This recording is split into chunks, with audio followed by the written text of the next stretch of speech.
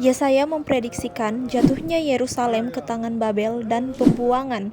100 tahun setelah Yesaya, nubuatan itu terjadi, tetapi Tuhan memberikan pengharapan pemulihan kepada bangsa Israel.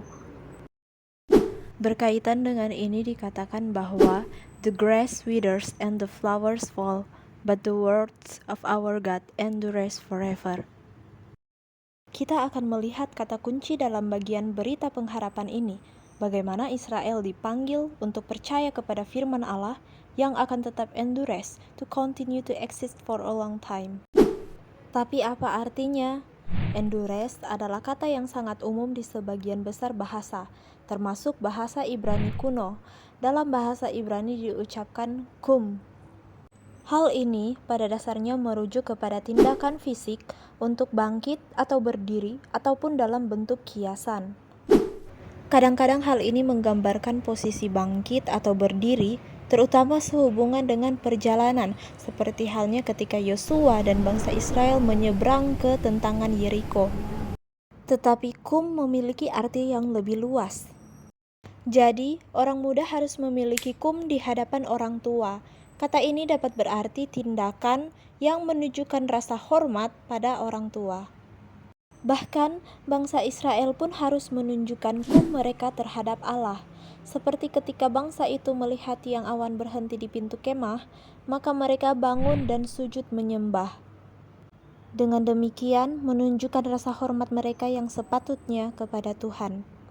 Oleh karena itu, Tuhan memerintahkan mereka untuk tidak mendirikan berhala, tetapi menunjukkan rasa hormat mereka dengan mendirikan mezbah dan juga menjaga kekudusan, di mana Allah mereka berdiam di tengah-tengah mereka.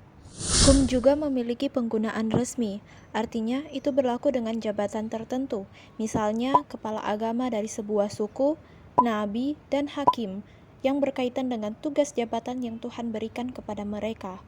Kata ini memiliki penggunaan yang sah, di mana itu berkonotasi keabsahan kesaksian seseorang dalam persidangan.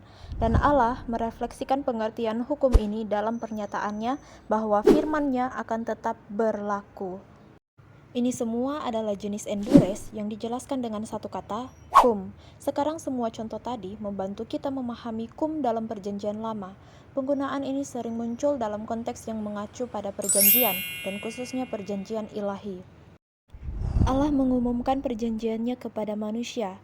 Allah mengikat perjanjian dengan Nuh dalam peristiwa air bah, dan lewat Abraham Allah mengikat perjanjian yang kekal lewat keturunannya. Dan dalam perjanjian ini yang pasti bersifat monergisme, yaitu inisiatif daripada Allah sendiri.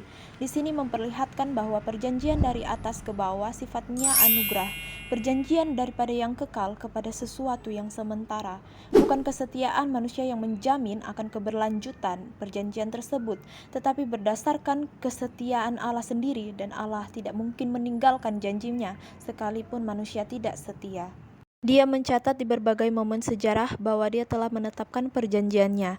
Keluaran 6 ayat 4, tetapi aku sudah mendengar juga orang Israel yang telah diperbudak oleh orang Mesir, dan aku ingat kepada perjanjianku.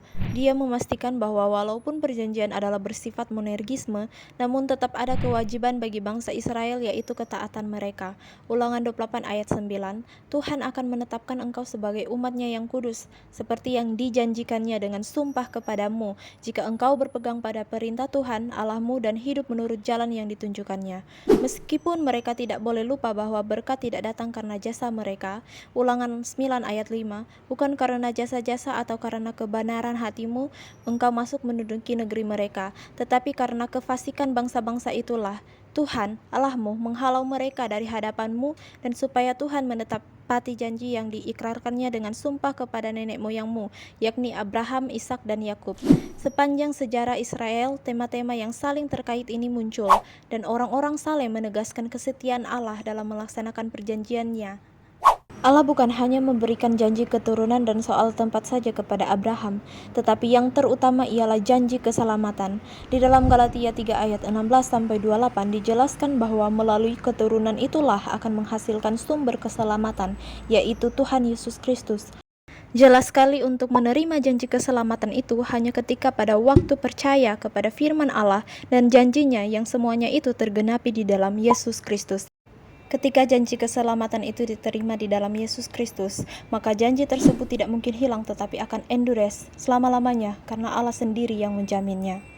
Jadi dalam berita pengharapan, Israel dipanggil untuk mengingat janji-janji Allah yang telah Allah firmankan dan genapi di dalam Yesus Kristus. Dan bagaimana saya dapat menunjukkan saya terhadap Allah, yaitu dengan belajar taat dan setia melakukan kehendak yang telah difirmankannya, seperti halnya ia telah menunjukkan kesetiaannya yang tiada habisnya kepada manusia. Dan pada akhirnya, semua ini berakar pada abadi Tuhan sendiri, seperti yang kita baca dalam kitab Perjanjian Baru. Karena itu, ia adalah pengantara dari suatu perjanjian yang baru, supaya mereka yang telah terpanggil dapat menerima bagian kekal yang dijanjikannya, sebab ia telah mati untuk menebus pelanggaran-pelanggaran yang telah dilakukan selama perjanjian yang pertama. Dan itu adalah kata Ibrani, kum.